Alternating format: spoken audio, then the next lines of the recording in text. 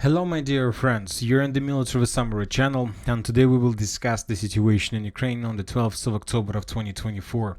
Today we have a lot of very interesting updates, so let's start. And first let's talk about the Kursk direction where the Russians continue the counter-offensive operation. As for the Plyokhovo area, more and more sources reported that the Russians managed to secure around 95% of the territories that Ukrainians managed to capture during the first days of offensive.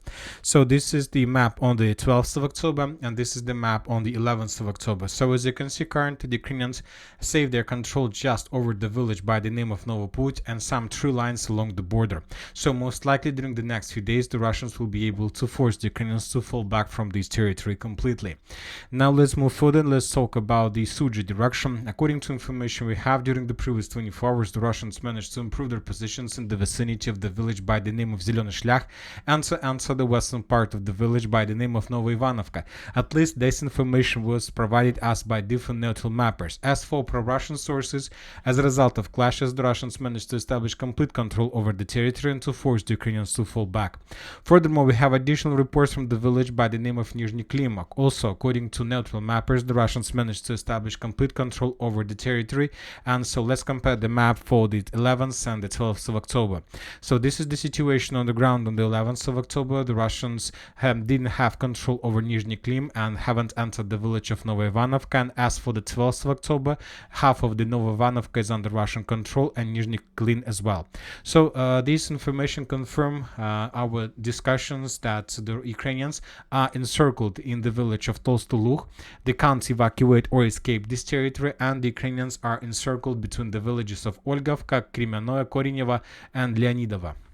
Now let's move further and let's talk about the southeastern flank, where the Russians also launched a full-scale offensive operation on the line between the villages of Borki and the villages of Plyokhovo. So the Russian sources published this video, and in this video we can see the Russian stormtroopers that were moving towards the village of Plyokhovo. This is exactly the place where the Russians were discovered. Then we can see Ukrainian positions where the Ukrainians were preparing their defense. We can see some vehicles that Ukrainians were trying to hide from Russian FPV drones, and then the clashes have begun, and the Russians, as a result of offensive, managed to improve their positions. So we don't have any geolocation of Russian presence on the territory of the village itself, but most likely during the next 48 hours the Ukrainians will lose their positions there and will be forced to fall back. As for the Suja itself, during the previous 24 hours we received a significant number of videos of how the Russians were FPV droning and they attacking Ukrainian vehicles, and the most important, the vehicles that were moving from the line of combat contact towards the city itself and maybe towards the government border. So this is very important because lots of the Ukrainians began moving. The Ukrainians began moving, and most likely during the next week the Ukrainians most likely will abandon their positions in Suji direction completely, because they understand that they have no chances to hold these lines forever. Sooner or later the Russians will be able to force the Ukrainians to fall back. Also, we have lots of videos with the use of Inahodets drone. You know that at the beginning of the special military operation the Ukrainians were using the drone like Bayraktar, and that was like something like a big surprise from Ukrainian side. And during the first days of special military operation, indeed the Bayraktar drone managed to deal significant damage to Russian convoys, but later most of the Bayraktars were destroyed. And now almost by the end of the third year of the special military operation, the Russians began using massively the drone like Inahodets. So this is like analog of Bayraktar of the Ukrainian side. And just in the Suji direction, almost every single day we are receiving more and more videos of how this type of drone destroy Ukrainian vehicles and Ukrainian concentration of forces. For example, in this video we can see some Ukrainian soldiers that were preparing themselves before retreating or something like this, but as a result of Inahodets attack, the concentration of Ukrainian forces were destroyed exactly in this point. Now let's move further and let's talk about the northern Kursk direction, where the Russians continue their offensive operation, and the most important updates are coming from this artillery pocket. If you remember, during the previous few days we were talking that most likely during the next few days the Russians will try to take everything under control in this artillery pocket, and today we have additional changes on the ground. According to neutral mappers, the Russians managed to improve their positions and to take additional territories. It's good to change the map since the 9th of October. So this is the situation on the ground 3 days ago. First, the Russians Russians managed to take under control the stronghold in the trenches between Tabaevka and Kotlarovka. This information was confirmed by geolocation that was published by Ukrainian sources. The next day, the Russians managed to improve their positions in the fields between Pishana, the south, and the village of Tabaevka and Kotlarovka itself. So this was the additional progress of the Russians, and today on the 12th of October, the Russians managed to get additional positions inside of the pocket. So with the same speed, the Russians will be able during the next few days to complete the battle for this artillery pocket and to take under control the rockade, the intersection between the regular road and the railways. And then the Russians will be able to move further in the northwestern direction with the purpose to enter the village of Petropavlovka from the southeast. Very interesting updates we are receiving from the Oskol River area. Today the sources reported that the Russians managed to break through the Ukrainian defense belt and to enter both towns, the village of Krugliakovka and the village of Kolesnikovka.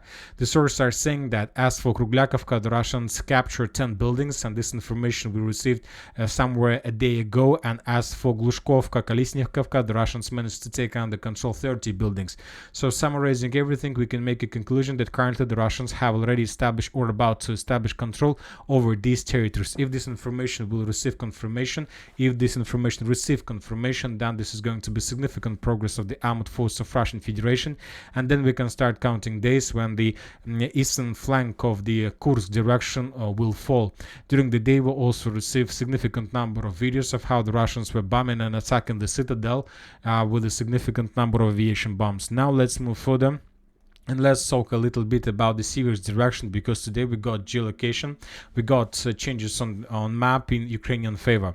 If you remember, during the previous week, the Minister of Defense of Russian Federation reported, not the previous, but the previous, that the Russians managed to take under control the Verkhnykamiansk itself, and the Russians published the video with the Russian flag in the most western part of the settlement.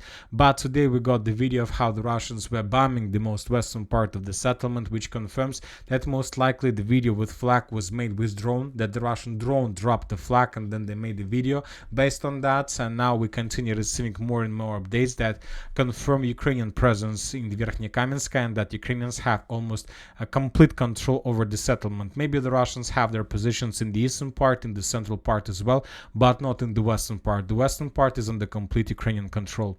Now let's move further and let's talk about the Toretsk agglomeration. During the previous 24 hours, we haven't received anything that can confirm additional progress on the ground. The most important updates we are receiving from this dense network of the fortifications between the village of Sukhaya Balka and New York itself.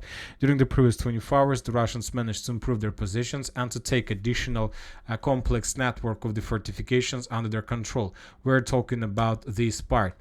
So most likely the Russians will continue doing the same. There are still a lot of fortifications ahead of them, like at least 4 of them, and this is the Russian objective in this direction, to take these fortifications under control. This will allow the Russians to enter the operational space and to begin moving along the Valentinovka, Sukhaya Balka in the northern directions towards Romanovka, Alexandra Kalinova, and then in the direction of Konstantinovka. Now let's talk a little bit about the area in the vicinity of Novoalexandrovka. Pro-Ukrainian sources reported that the Russians managed to improve their positions to the northeast of Novoalexandrovka. Now let's talk about the Pokrovsk direction, because we received a significant number of updates from this territory. The second day in a row we are receiving updates that the Russians began clashes for the village of Promin. We discussed this information yesterday, and yesterday that information was provided us by pro-Russian resources. As for the 12th of October, this information was confirmed by pro-Ukrainian sources. So currently, according to information we have, there are very heavy clashes on the territory of the village, and if the Russians are able to take the village under control, then we can say that the battle for Pokrovsk in the Pokrovsk agglomeration has begun. So approximately this is the territory where the Russian sabotage and reconnaissance group are working. Furthermore, we have additional changes on the ground to the west of Mykolaievka. The Russians managed to take under control this dense network of the fortifications and the most western part of the village itself. At least this information was confirmed by neutral mappers and by pro-Ukrainian sources. Furthermore, we have additional progress on the ground of the armed force of Russian Federation along the railways to the northwest of the village of Novogrodovka. This information was confirmed by pro-Russian mappers and by a video that was published by 425th Separate Assault Battalion Skala. In this video we can see another attempt from Ukrainian side to counterattack lost positions. Just few stormtroopers arrived in this area and they began attacking the Russian positions. Then we can see the Russians with the specific equipment that allowed them to be invisible during the night period of time and for thermal vision equipment. And as a result of clashes, the Ukrainians haven't managed to restore their positions and they retreated back to the city of Mirnograd. This video confirmed complete control over the territory and based everything and summarizing everything starting from the railways and the village of Promen, we can make a conclusion that now the Russians are trying to take under control the village of Sukhoy Yar completely, to improve Russian positions along the railways, to take under control this complex network of the fortifications, and to connect with the positions on the territory of Promen. So this is the Russian next goal, to take under control these positions that will allow the Russians to encircle the Mirnograd from the south and from the southeast. After that, the Russians will make first attempt to enter the Mirnograd itself before winter. It's very important to take under control this part of Mirnograd, including the landfill and the mine of Dimitrova before winter comes and before very low temperature can come to this area. If the Russians are able to do this, summarizing everything, if the Russians are able to take under control everything below this red line, then they have very big chances to take Pokrovsk before the summer of 2025. Now let's move further and let's talk about Girnia Kurakova Cauldron. The Ukrainians continue suffering losses. There are lots of very interesting geolocations, so let's begin. The Russian sources and pro-Ukrainian sources confirm that probably the 10th day in a row, the 10th day in a row, the Russians continue their attempts to enter the Novoselidovo from the east and to enter the village of Izmailovka from the west. Most likely due to the fact that we still haven't received any geolocations, any changes on the ground from different mappers. That means that there are very heavy clashes and the Russians probably are not so successful, so they're suffering losses and they're retreating after another attack. But we understand that most likely during the next few days the Ukrainians will lose their positions. Basically the Russians will be able to break this defense and to crack this net, and then the Ukrainians will be forced to fall back. And obviously this is going to happen very soon because the Ukrainians intensify their attempts to evacuate as much as possible, as many as possible, personnel and vehicles from this cauldron in the direction of Kurakhovka. And during the previous few weeks, we've been discussing a lot this death road or living road for the Ukrainians. The Russians managed to establish 100% control over the territory with a significant number of drones. Hundreds of drones are flying in this air, replacing each other after another attack or after the battery goes off, and the Ukrainians are suffering losses. A significant number of vehicles, let's say evacuation vehicles, were destroyed by the Russians all over the line from Ilinka, from Kurakhovka to the city of Kurakova itself. In this video we can see that the Russians are working not just during the day light period of time but also during nights. Another vehicle was destroyed. In this video we can see another vehicle that was trying to break through the encirclement but was destroyed. You know that there is one important thing that I have noted, that since the beginning of this cauldron the Russians were attacking just vehicles. We haven't received even a single video how the Russians were attacking Ukrainian infantry or troopers. Let's take a look at this video once again. This is very interesting.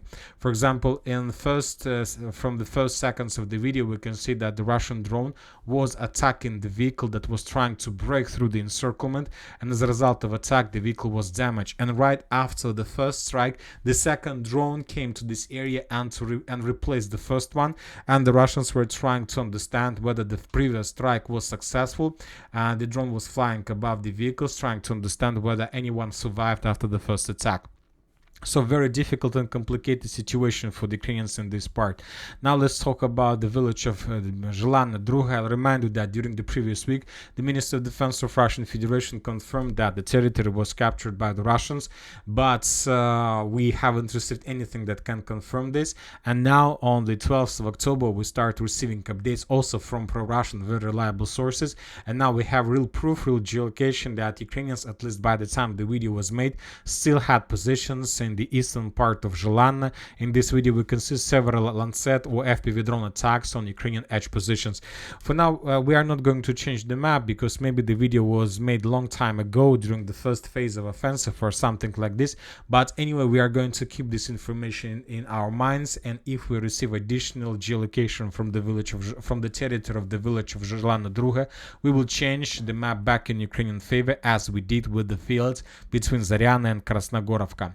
Now let's move further and let's talk about the South Donetsk direction, where the Russians continue their offensive operation.